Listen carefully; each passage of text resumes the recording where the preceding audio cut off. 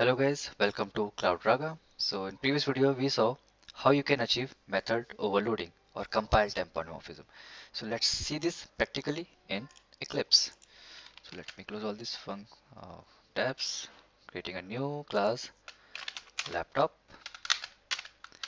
finish. I already copied that from the previous video. So here we are. Let's fix these things. So we start with public void price and it's done. So our method is fixed. Let me copy this thing and paste here as well. Okay, so public void price, what's the impact? Okay, brand is of string type, so let's do string, and RAM is int, like 4 GB 6 GB, that way, and again string brand with capital S. Okay, so these are the methods. So default amount, let's say it says this out, laptop amount is $1000. Okay, if it is a default amount, if you have like condition, you can expect the rise in the brand, let's say $2000. If you have specific you want RAM as well, so it might go to 4000 as well.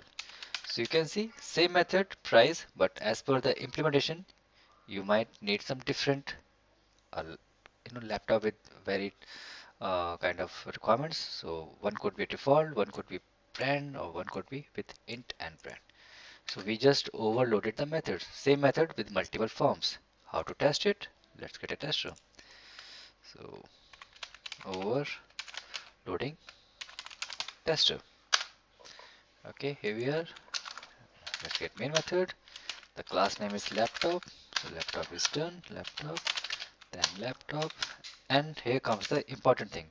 If I just say laptop dot price, so it will call that method which has default amount 1000. And if I run this code, we are getting laptop amount is $1000. Okay. If I want that uh, laptop which has brand specification, let's say I want Apple laptop. Yep, that's my brand. So if it is the case, so definitely we can see some rise in the price. So in this case, the next method will be called, that is 2000. So run as application, there's 2000.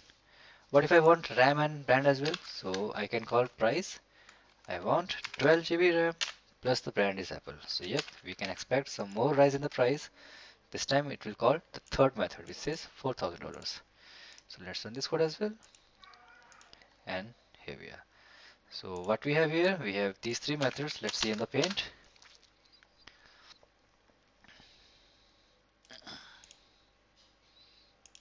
So that's the code, and that's the tester, and this is our output.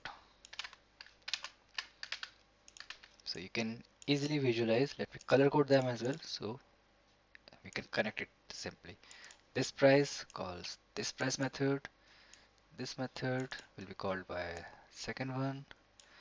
The third method will be called by this third line. So the way you pass arguments, accordingly the methods gets called. So in this case the argument matters. What method you want to call, you have to accordingly pass the arguments.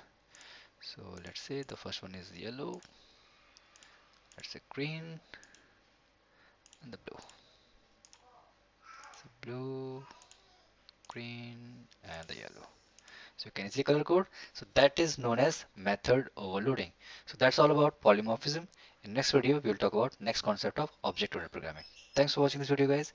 If you have any question or query, still there's some doubt, feel free to put your question on comment section. I'll definitely reply. Okay, bye bye.